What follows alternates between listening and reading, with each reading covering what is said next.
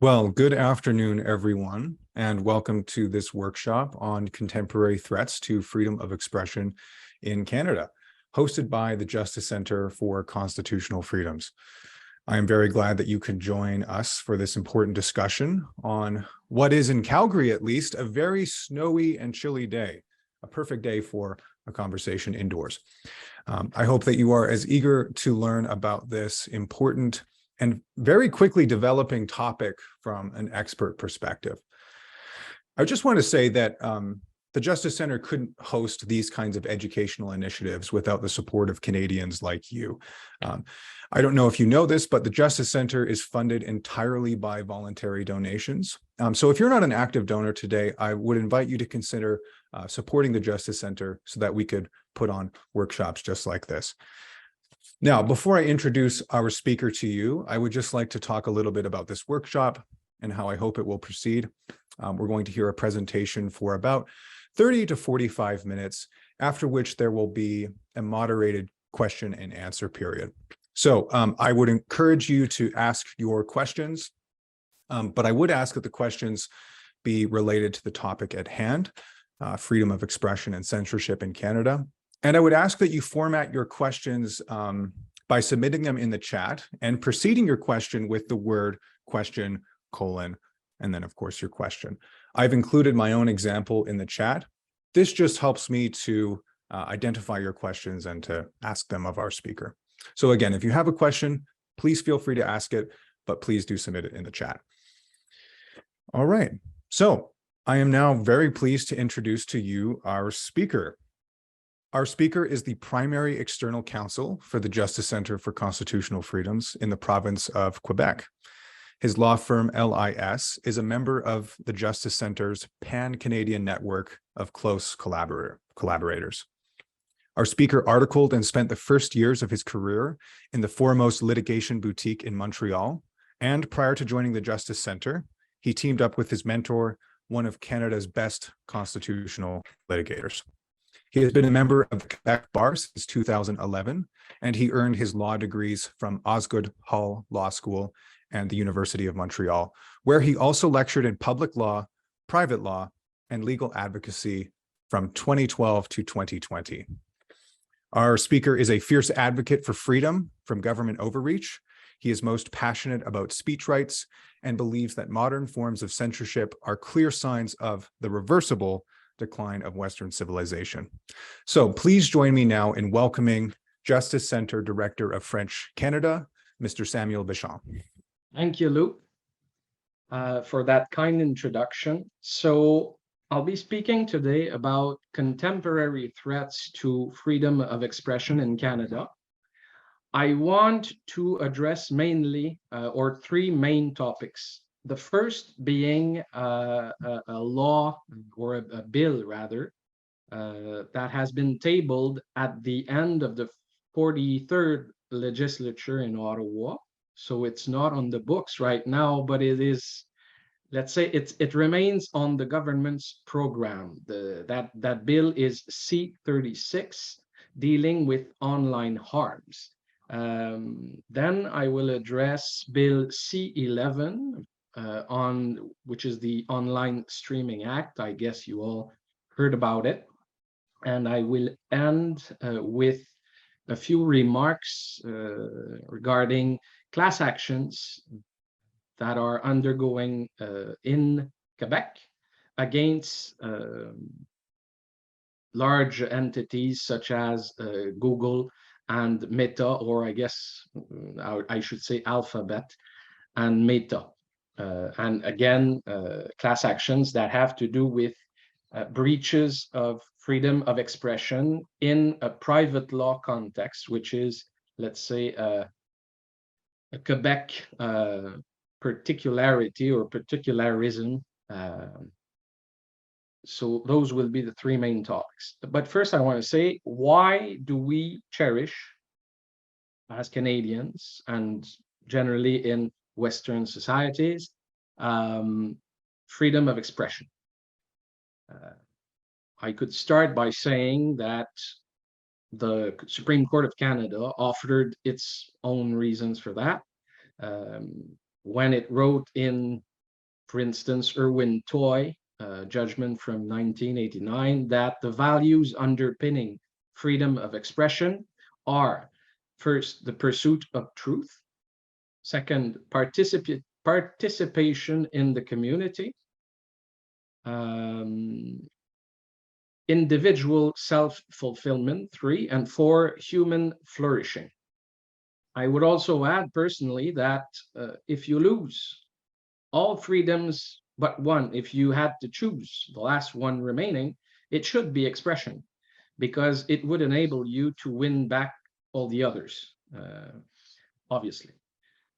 So Bill C-36, bill on online harms, as I said, is no longer on the books, but the government has charged or mandated, rather, a committee of so-called experts in cybersecurity or online security to suggest changes or modifications to the old Bill C-36 so it can be brought back, and hope, I guess, in the mind of our government, they hope that it will be then adopted without as much resistance from many parts of the civil society as the old C-36 did. So in Bill C-36, there are two main, let's say, aspects or categories of amendments brought to other statutes, existing statutes, that I would like to point out.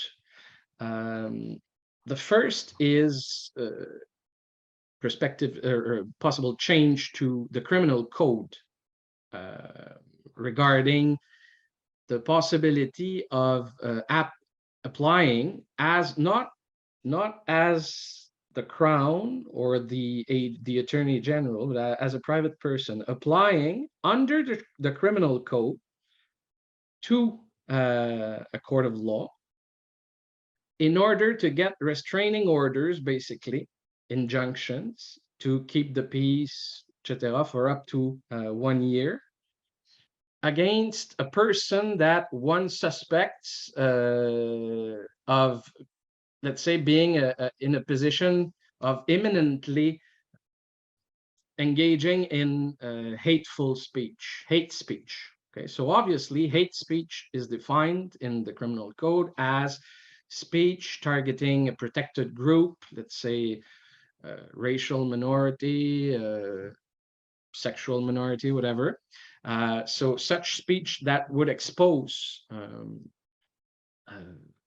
the said category or persons to violence or persecution, basically. So here we would be facing most probably a flurry if the amendments brought by C-36 were actually enacted. We would be facing a flurry of applications in courts by activists, most probably left-wing, which would try and stifle through those injunctions or restraining orders speech by more conservatives or right-leaning commentators or actors of civil society. So I do not think that this is an appropriate way of using the criminal justice system. Obviously, criminal justice should not be privatized and should not become a tool in the hands of any pressure group. So that's one big issue. The second prong of Bill C-36 is amendments to the Canada Human Rights Act, which would be bringing back the old Section 13. Section 13 basically prohibited hate speech through the use of telecommunications means, so telephone. Well, it used to be mostly telephone. It was enacted in 1977, and it was abrogated in 2008. So the problem here, obviously, is that this is not a criminal statute coming with all, or quasi-criminal statute, coming with all the charter protections, due process, etc., etc. It's, let's say, regulatory law. We're trying to regulate speech with a broadened notion or definition of what hate speech might constitute. And it would likely be interpreted as going beyond such speech that exposes people to violence or persecutions, but say it could include speech that is simply considered offensive. And part of the problem, I think, is that Bill C-36 uses some elements of the definition of hate speech provided by the Supreme Court of Canada in Watcott, a decision from 2013, I think. And the French version says, among other things, that hate speech has to do with feelings of deep hatred, contempt, and I'm saying it in English. In French, they said instead of vilification, which is the English word, it says diffamation. Diffamation is actually defamation. And defamation is completely different from any notion that is associated traditionally to hate speech. So I think that including this, let's say, translation error into the statute could be used as a poison pill to introduce a broader definition or construction of what hate speech might be. And then with that, let's say, second version of Article 13, the Human Rights Tribunal could issue, of course, orders for, let's say, forcing someone to stop, to post something online or whatever, but also issue fines or damages also, which would go to the victim or purported victim then. And honestly, one thing that's interesting about the history of the former Article 13, which died in 2008, is that pressure groups and lobbies who used to advocate for its adoption in the early days started to say, well, we don't want this section now because it's used by our ideological adversaries to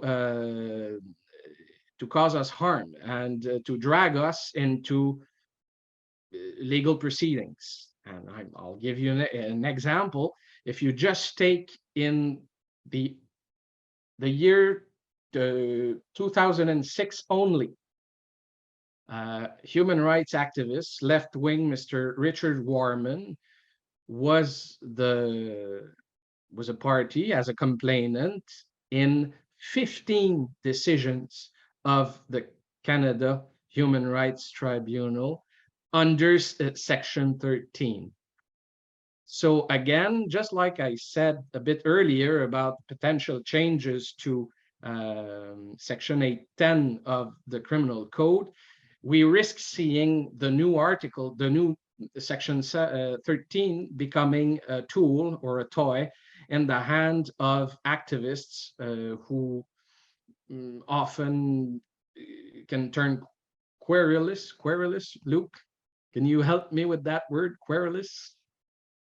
I think that's an English word. So it's querulent in French, but it's a big problem, obviously, again, to turn legal and judicial institutions into tools for ideologically motivated actors in civil society.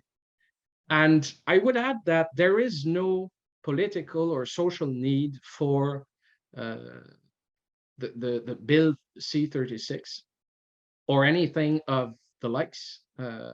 I would point, for instance, to the Telecom Act, if you go to section 36 and section 51, you have provisions there that enable the CRTC to issue binding orders on, for instance, internet service providers, ISPs, to block pages on the web, for instance, again, that would contain actual hate speech as defined by the Criminal Code and as construed by the Supreme Court of Canada. But when I'm saying hate speech, I'm talking about hate propaganda within the very narrow limits of the definition that was accepted as, or was judged constitutionally acceptable by the Supreme Court. I mentioned Watcott a bit earlier. There's also Sharp. You'll find let's say, a series of Supreme Court decisions on that issue starting from the early 19th. So anyways, you have those sections of the Telecom Act which allow anyone that has sufficient interest to apply to the CRTC and ask for orders in case we're dealing with actual criminal speech. The second thing that we never see, and that is one of the strangest things I believe, is that the AGs, the attorney generals, either from the provinces or Canada, the federal one, can apply in Superior Court or possibly in federal court, in the case of the Attorney General for Canada, for an injunction ordering a party that is delinquent, person that is engaging in actual hate speech, again, to stop doing that, and impleading, so involving in that injunction as a third party, ISPs, who again can either block a page or let's say control or intervene in the content of the problematic post, video, or whatever that would be made available on internet. And let's not forget also that there is such a thing in our country as the police, and the police can go and seize material that's used to spew hate speech, that is speech targeted at a protected category, that exposes persons from that category or a particular person from that category to violence or things amounting to violence. That's what I call persecution.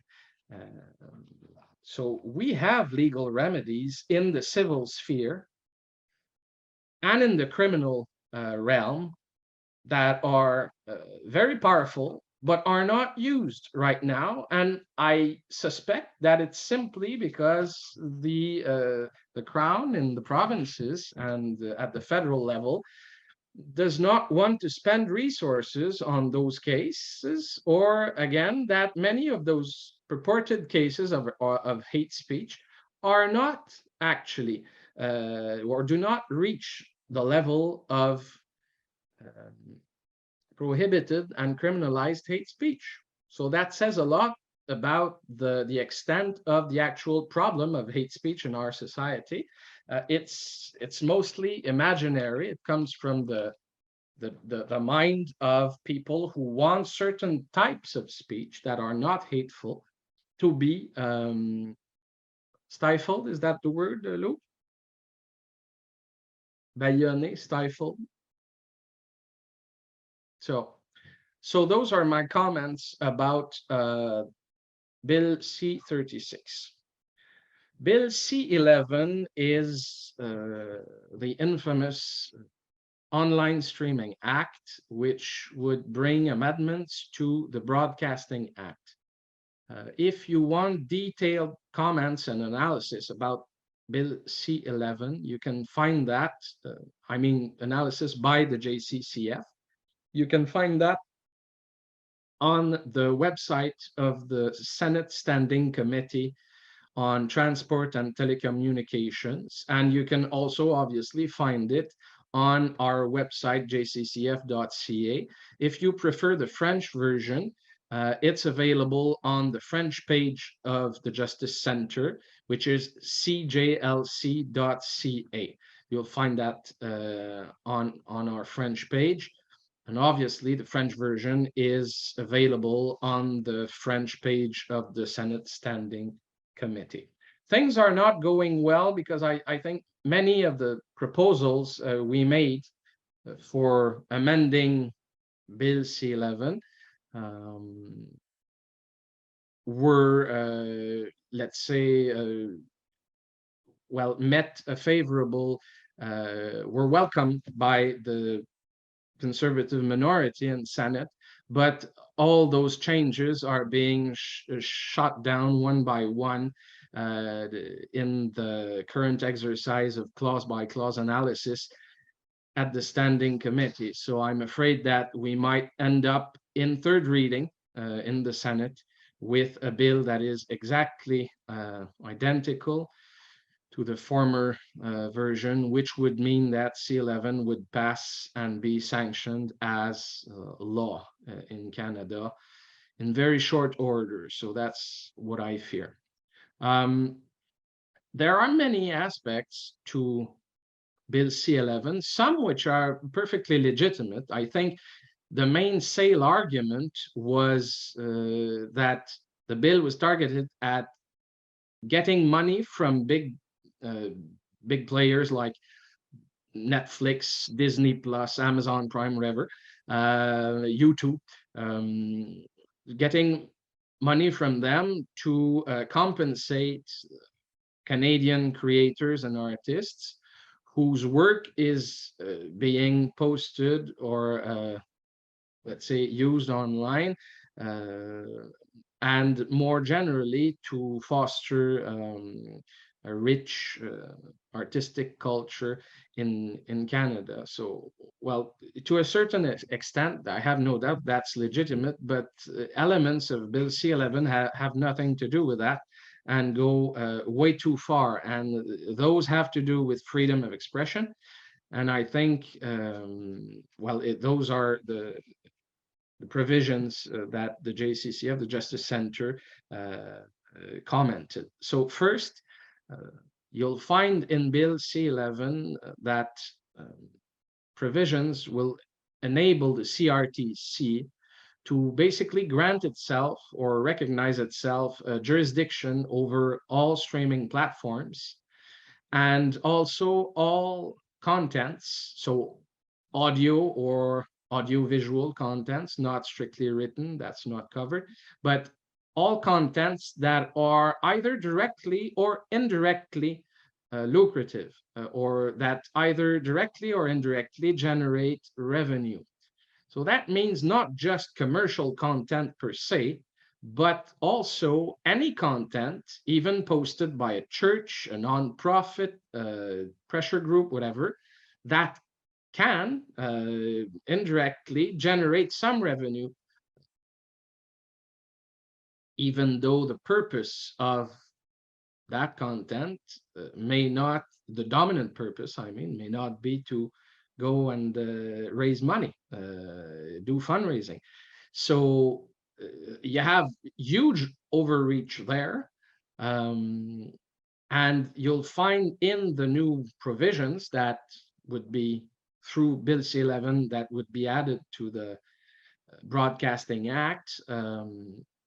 By the way, just to make it clear, the Broadcasting Act right now applies basically to radio and television. And the Supreme Court, in a reference in 2012, I think, said that there was not sufficient ground in the act to say that the CRTC had universal jurisdiction over internet content or internet service providers for the purpose of regulating internet. So that's the idea behind Bill C-11. But now you'll find in that bill provisions that would enable the CRTC to impose through simple regulations or regulatory policies, impose to streaming platforms some modes of, let's say, management of the contents, which relatively disfavor or I'm struggling for the English word, but let's say which disfavor certain contents for reasons related to, for instance, the policy objectives of the CRTC, which are promoting multiracialism, multiculturalism, sexual minorities, LGBT, etc., Aboriginal content, whatever. So all things that are not, let's say, proper to a platform like Rumble or YouTube, where the idea is that people post everything they want, cat videos, dog videos, political videos, whatever.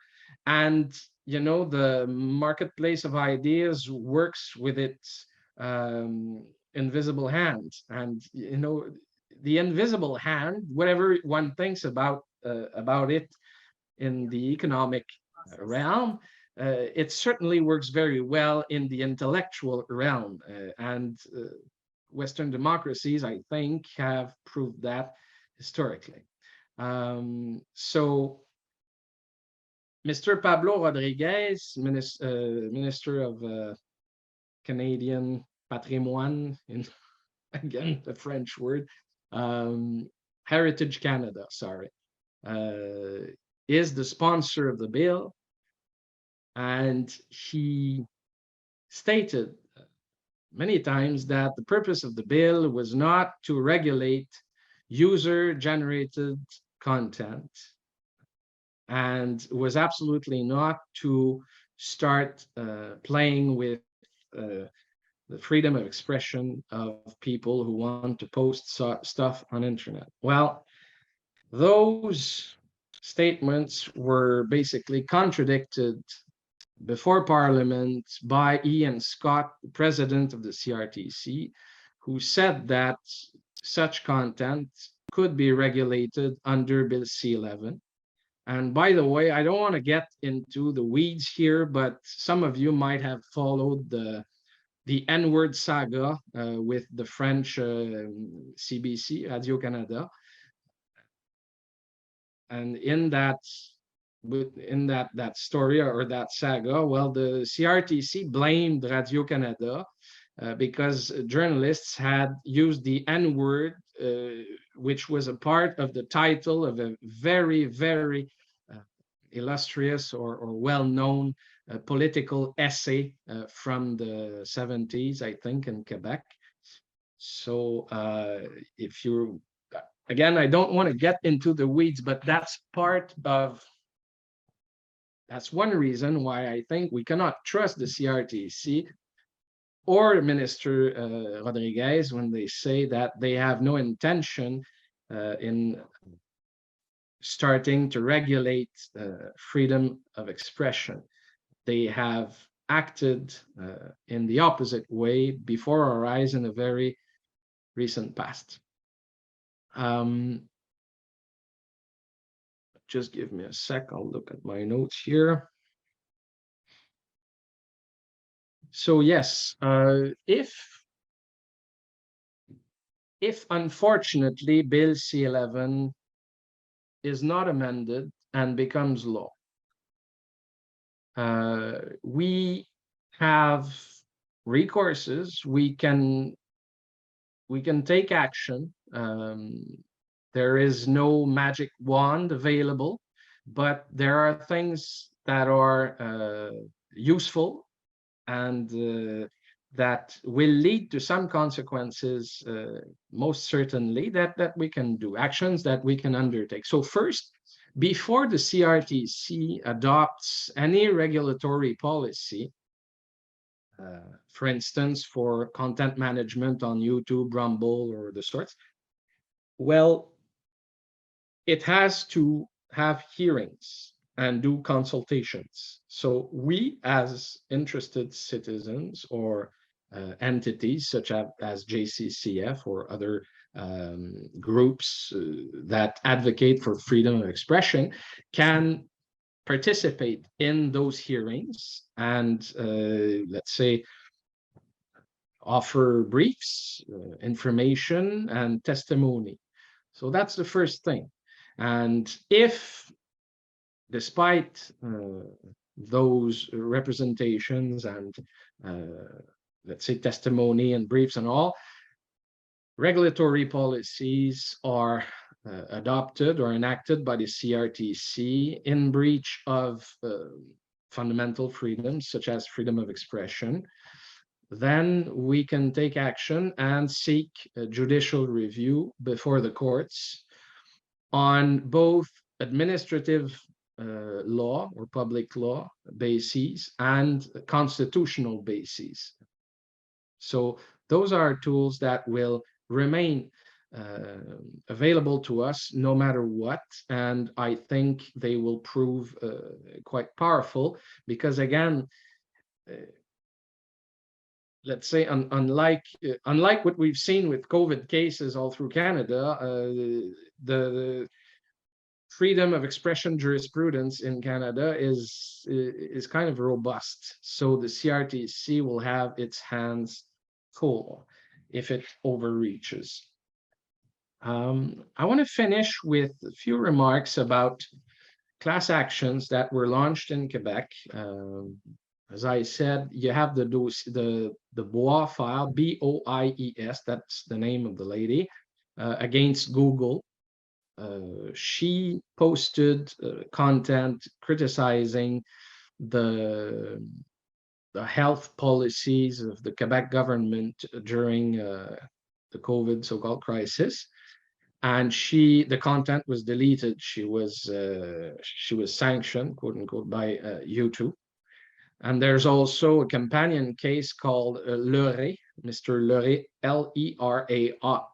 Leray, sorry, against Maître.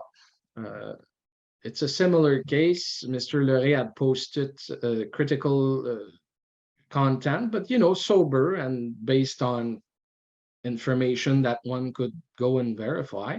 I'm not the arbiter of that, but all I'm saying is that we're not dealing here with, Alex Jones stuff, okay?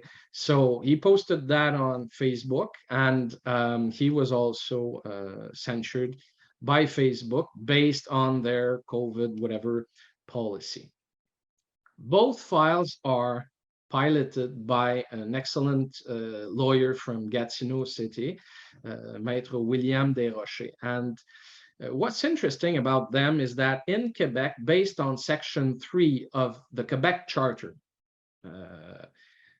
so we have the Canadian Charter, but we also have the Quebec Charter, which applies to state action in Quebec, but also to private law. So if a landlord versus a tenant, whatever, it doesn't matter.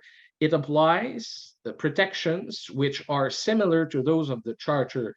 The Canadian Charter will apply in a private context, albeit with the needed adjustments, obviously.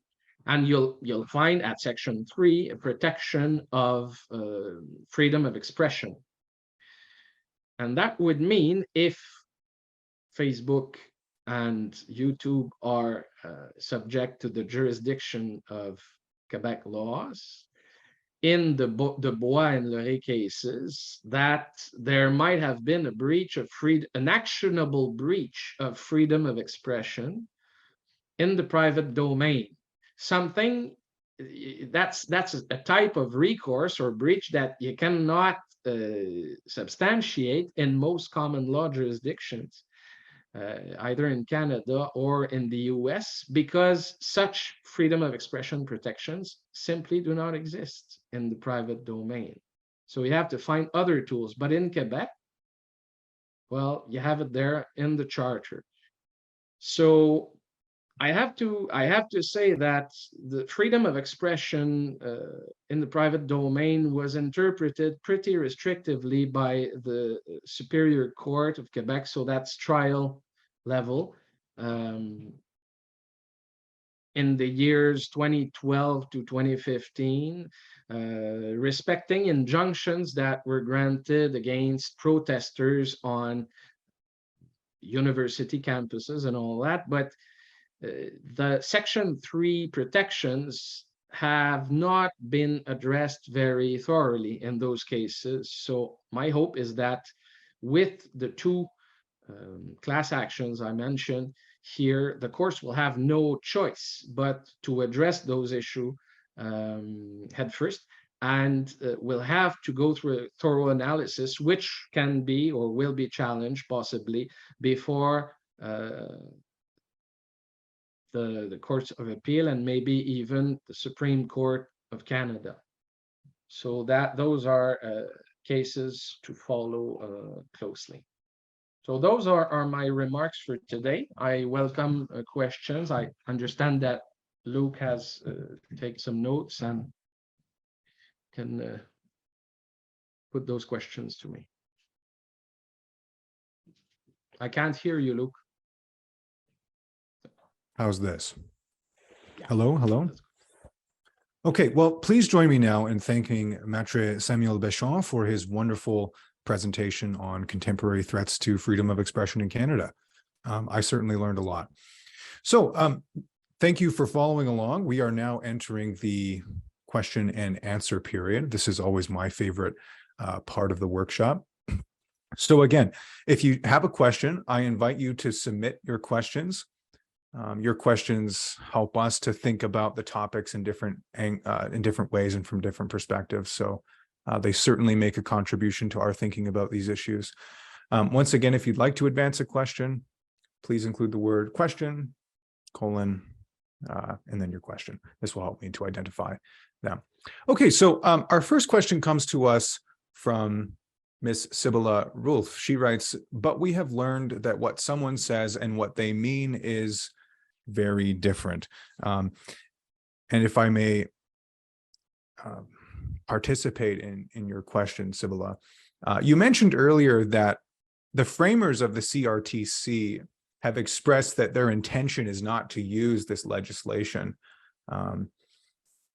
to censor or to limit freedom of expression. And yet you're suggesting that the bill in question is designed to do just that. So could you address a little bit of the distinction between the intentions of those writing the bill and, the bill itself? Well, look, the problem we have here is that we know the profile politically and legally speaking, or philosophically speaking, rather, of the people who right now, let's say, manage the CRTC, and we know the philosophical leanings of the members of Parliament who form currently the government, and those leanings are, I'm sorry to use that word because it's somewhat reductive, but it's woke activism, left-wing progressive activism, which is very censorious.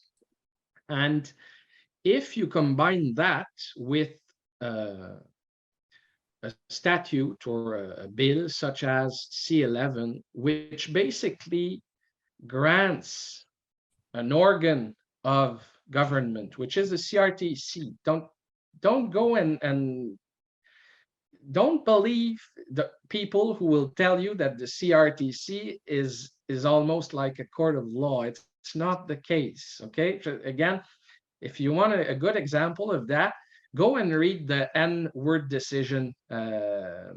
It's the case number is 2022-175. Okay, the majority decision is 5 pages long and cites absolutely no charter provisions or Supreme Court or any case law at all, for that matter. It's written like, let's say, a paper, a term paper, a very short term paper, however, by a decent first-year student in humanities or social studies, rather. That's what I mean, social studies in university. It's legally, it's very weak. And if you go and see the minority decision or the dissent by, I'm forgetting the name, Nathalie, well, she's the second in charge there at the CRTC. But anyways, it's something like 20 pages long, and it's full of charter case law. So my hypothesis or my premise here is that the political and public servants classes that will be empowered with the new tools provided by C11 are wokes, and C11 basically gives them a blank check to start regulating if they see fit. Almost all online content on streaming platforms.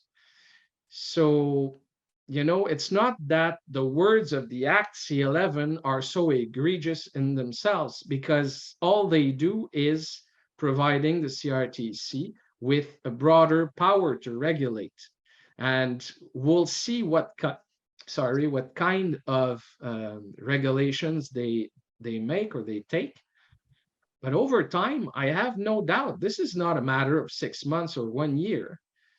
Over time, 5, 10 years, I am absolutely sure that we'll end up with liberticide, freedom-killing policies and regulations that we will have to challenge in court. So I think the rule of thumb of drafting good laws, good statutes, is to make them clear and simple, and to try to circumscribe the margin of, not the margin of error, but the leeway that we are, or the discretion rather, that we are giving to government actors such as the CRTC to further the policy objectives of the Act. If we don't do that and we just say, well, here are the new powers, you have very broad policy objectives that bind you at all time. I mentioned them, multiracialism and all that. Well, you're bound to have, let's say, suboptimal results at some point, and I would bet a lot of money on that. So yes, I'm not optimistic, that's for sure. Thank you very much. So our next question comes to us from a gentleman whose name I believe is pronounced Francis Crescia. Apologies if that's incorrect. But he writes, is not the restriction of individual freedoms part of transforming market-based capitalism into woke capitalism? And Francis, if you'll allow me to expand on the question, when I saw the term market, and it recalled the part of your presentation where you brought up John Stuart Mill's notion of the marketplace of ideas. So could you talk a little bit about the marketplace of ideas, if you're able and willing? And do you see this legislation as threatening that kind of philosophical value of the marketplace of ideas? Well, yes. Basically, I think history has taught us that all speech, I mean, in the public sphere, I'm not talking about what an elementary school teacher is entitled to say to the kids, okay? So that's not the place for political speech or propaganda. Okay? I'm talking about the public sphere. So public fora, such as Parliament, newspapers, websites, streaming platforms, whatever. Okay, what we found is that the only speech that should be prohibited is speech calling for physical violence, or let's say the equivalent, physical destruction of goods and all that. And we get an optimal result from the clash of opinions and speech, sometimes quite extreme, by the way. So we get the best results, i.e. truth, by letting people debate. And sometimes that exercise is acrimonious and it's unpleasant. But that's the best way to get to the optimal result. Anything below that will lead to stifling speech that is not illegal, and that we have no absolutely certain way of the value of which we have no way to judge ourselves. You know, if ideas, political opinions, in the end, have to, let's say, fight out their differences in the public sphere. And if you don't do that, you are basically making yourself the judge of what is right, wrong, true or false. And that generally does not work well. Just look at what we saw on Twitter with the laptop controversy. And we see now the reversal of policy that Mr. Musk has apparently enacted. We look also at communist countries in the former USSR. Speech control does not work. It just never works. Not for political ideas, not for philosophical ideas, and not for art. So that would be my answer, yes. Okay, thank you very much. What you said made me recall a particular point of the legislation pertaining to the CRTC. And it's that the CRTC has the power under this proposed legislation to determine essentially what counts as Canadian content. Do you see there any danger that a limited commission containing, you know, only a few Canadians can decide for all Canadians what counts as Canadian content, or what sort of what sort of content should connect with or inspire Canadians? Is that a concern?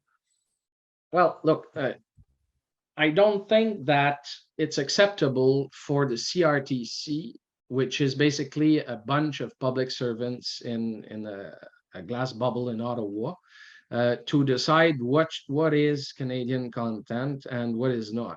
And I don't doubt that they have a good purview on, you know, some Canadian content that's available on radio and television currently. But if anyone can decide what is Canadian content, truly Canadian content, it should be Parliament. If anyone should decide that, and I'm not even sure of that. But obviously the government has decided not to provide a clear definition within the bill, and to leave it to the CRTC to adopt its own definitions and to modify them over time if they wish to do so. And this, you know, again, the road to hell is paved with good intentions. We're all in favor of Canadian artists and creators and all that. But let's take, for instance, a part of this Bill C-11 that would enable the CRTC to force the platforms to increase the discoverability of Canadian content. Okay. Well, if you increase artificially the discoverability of Canadian content, you might end up suggesting Canadian content that's either bad, because unfortunately, I guess it's uncommon, but it will happen sometimes that the content, although coming from Canada, is of low quality, or just suggesting good Canadian content to people who are not interested, which will reflect negatively on the algorithm and then penalize the Canadian creators of content. So at some point, government has to understand that it does not have godlike powers, okay? And it is attempting here to play with rules and mechanics that it does not understand, and that it cannot master, if anyone at all can master them. And I don't think even the big platforms do a good job at it. But it's at least it's their job, and they work on it 100% of the time. government, that's a whole other story. Excellent. Thank you very much. Our next question comes to us from Miss Josephine Autry. Again, apologies if I'm mispronouncing your name. She writes, YouTube currently has a notice asking you if you want to learn more about C11, but YouTube has consistently censored YouTubers' comments and responses. And the question reads, what does YouTube wish to get out of the proposed bill? Merci. So if you're able, can you talk a little bit about how this bill is being received by the big platforms? I think you mentioned Netflix and Disney Plus and YouTube. And are they open to the bill? Do they expect to receive any advantage from the bill, or do you sense opposition to the bill? Well, look, I'm not privy to their internal deliberations, so I'll just offer my take on it with respect to YouTube. Okay. YouTube does not want government or anybody outside of YouTube to decide how content will be managed. It will be costly for YouTube in terms of implementation, and most importantly, in terms of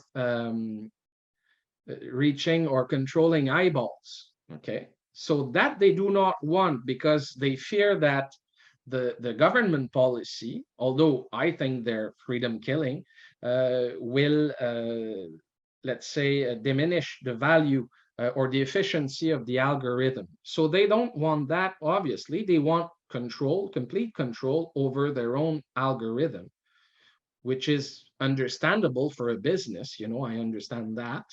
Although I don't think they tweak their algorithm in the right way. But that's another story. The second thing is that Bill C11 will force platforms and big corporations such as YouTube to incur significant expenses and to give up some money for the benefit of people who are not their shareholders. So obviously they don't want C11. But that does not make them defenders of freedom and truth. They just want to be the chief censors by themselves and with no participation of government in there. So, maybe a lesser evil, but very not much lesser. Excellent. Thank you. Okay, I have a question of my own, if you don't mind. The topic under discussion is freedom of expression. And generally, when I hear the term freedom of expression, I think about my freedom or my liberty to express myself. And a challenge to my freedom of expression would be, somebody causing me not to speak or stopping me from speaking what I would speak. Now, you've talked about Bill C11 allowing the CRTC to promote certain content, content from sexual minorities or cultural minorities, perhaps language minorities. Of course, is that a problem that engages freedom of expression, or is that a problem that engages other concepts like maybe the belief that government shouldn't encroach on this type of space? Do you see what I'm getting at? Look, I think there is certainly an indirect but heavy effect on freedom of expression, insofar as increasing discoverability and forcing the promotion of X, Y, and Z content will mean throttling of other content. So you can be sure that if you promote, let's say, more progressive stuff, well, you'll see indirect shadow banning of more conservative content, for instance. So that's one thing. The other thing is that we should not forget that the CRTC in matters of television in 1987 adopted a policy which allows the CRTC to sanction and pull leases, not leases, licenses for stations that broadcast, of course, hate speech, as I defined a bit earlier, but also so-called false news. And that provision has been used recently against RT at the start of the war in Ukraine. But when other legacy media based in Canada or the US or Europe engage in similar or even more egregious lies, blatant lies, I don't see the CRTC using the 1987 policy to blame them or pull their license. So I think we have a good, with that, we have a good perspective of how speech control will be done. Yeah. Okay, excellent. Thank you very much. All right, so we are now approaching the hour, 7 p.m. Eastern time, I believe, and 5 p.m. Mountain time. So I would like to conclude with a question that I've seen a few times in the chat, and I think it's the most important question. So what can ordinary Canadians like me do to protect what is so valuable about our country, freedom of expression? As you mentioned, if you could choose one freedom, it would be the freedom of expression. So what can Canadians like me do to engage in this struggle to protect freedom of expression in Canada? Well, the first thing would be, as Solzhenitsyn and more recently Rod Dreher wrote, live not by lies. Just don't comply. Resist. Speak up. That's the first thing. And the second thing would be exercise the recourses you have if you are aggrieved in your freedom of expression, and try to join the ranks or join join with people or groups who share your values. And then broader initiatives become possible. So, for instance, obviously, donors and supporters, volunteers of JCCF, make it possible to put together build huge legal cases against governments. And very often, the cases don't go to trial. The governments, they just walk back their measures. I'm not saying that will be the case for C11, but, we have to fight hard. And we're not in, I don't know, we're not in some banana republic, although sometimes I wonder, but really we still have serious and solid legal and institutional tools to fight. And I think the other side of the medal here is the way we conduct ourselves in everyday life. I mean, we have to stop hiding and just acquiescing to people who spend their time trying to silence others and impose a childish view of human life and of what is acceptable speech or unacceptable speech. But that, entails sometimes being disagreeable. And I know it's not the Canadian way, it's not the Quebec way either, but at some point we have to get disagreeable. I would invite you all to go to the Justice Center website and look at our many news releases. As Samuel's saying, there are many, many hopeful stories about people's perceptions of COVID-19, about freedom of expression changing. There are many stories of people who lost their jobs, being reinstated in their jobs because they did what we're supposed to do: become educated about the issues, engage in the legal process, and hopefully the truth wins, and I'm sure it will. So I'd also invite you to check out the Justice Center website to participate in our advocacy action on Bill C11. I have just now posted a link into the chat. Our campaigns coordinator, Martin Halverson, created a very clever system in which you can write a letter expressing your grave concerns about Bill C-11 directly to your elected and unelected officials. So there are ways that Canadians can engage with their governments at the provincial and federal levels to express their concerns, to voice their concerns, and hopefully to see the right sorts of victories. So on that happy note, I would like to say thank you again for attending these workshops. The Justice Centre is very committed to protecting the constitutional rights and freedoms of Canadians through litigation and education. And I hope you stay tuned. I hope you go to our website, read those news releases, participate in those advocacy actions, and of course, stay tuned for our 2023 workshop season. We have a few very exciting topics to share with you. So for now, I will say goodbye, and I hope to see you all in the new year.